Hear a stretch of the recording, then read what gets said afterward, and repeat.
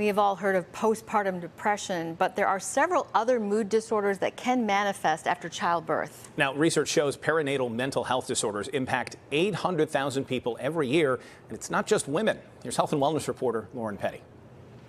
The night before the 6-week follow-up with her doctor after the birth of her son, Andrea Clark Horton remembers. Wanting him to stop crying so bad, like I shook the bassinet and just kind of cried out, "Why won't you stop crying?"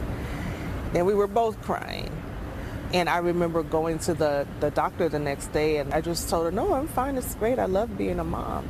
Because I was afraid. Afraid they'd take her son away, Andrea didn't talk about her postpartum depression then, but she does now as the director of the Alliance for People of Color for Postpartum Support International. We have over 30 support groups, so you're not alone. Postpartum depression is the most common perinatal mood disorder, but there are others. Everything from baby blues to postpartum depression can really be clinical depression. People sometimes exhibit signs of bipolar. Raising awareness is key, says Dr. Shika Jain, a mom of 3 who says she's like most women and had other worries while pregnant. How am I going to nurse my baby? How am I going to survive not sleeping?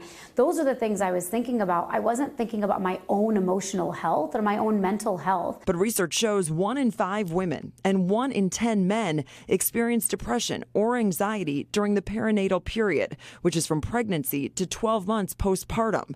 But only about 25% seek help. There's actual people who can help you especially if you don't have that support system in your home. Postpartum Support International has a helpline with services in both English and Spanish, and it doesn't have to be a new mom who calls.